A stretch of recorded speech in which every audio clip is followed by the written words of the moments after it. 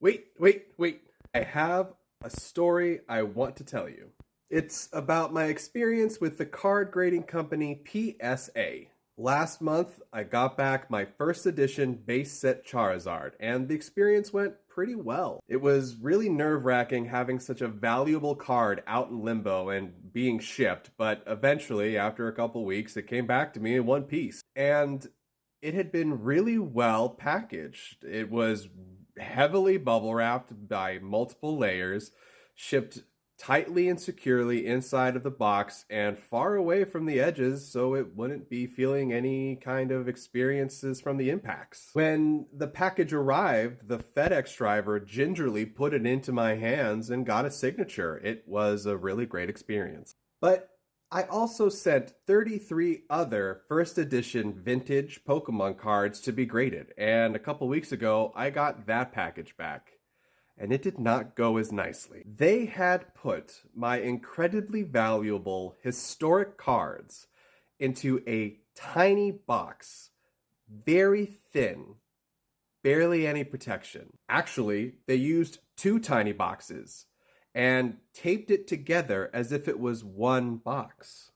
But we're not talking a bunch of tape, so much that it would be considered extra protection. It was just a single piece of tape combining these two very thin boxes together. Inside of the boxes, there was no bubble wrap. There was a very thin static sheet that wasn't doing anything to keep it cushioned whatsoever. Around the box, they had put a single, incredibly thin sheet of bubble wrap.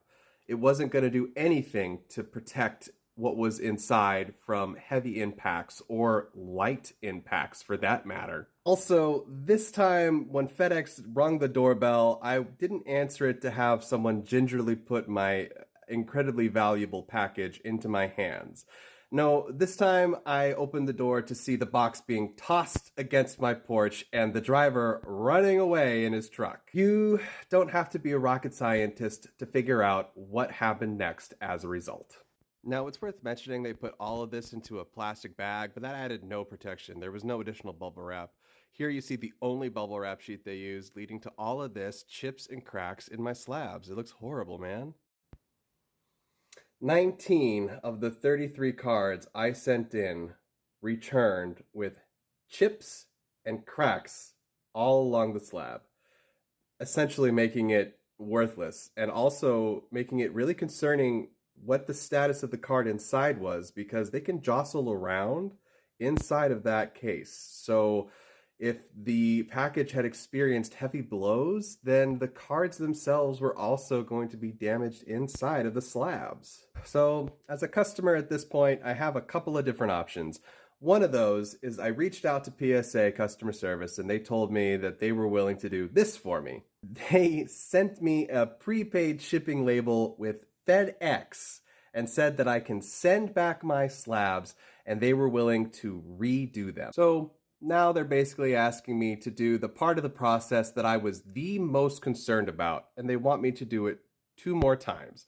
One to send them the slabs, and again for them to come home. And they're going to use the same company that failed me the first time to do it. Now, I did also reach out to FedEx and tried to file a claim for damages, but they're not going to be able to complete that process until I get a shipping waiver from PSA. And PSA is currently unwilling to do anything else except for have me pay a bunch of money to get them repackaged, even though they're paying the cost to actually ship it back to them. Even still, I just don't know if I can trust it again. I don't know. It's stressful, but what would you guys do in my situation?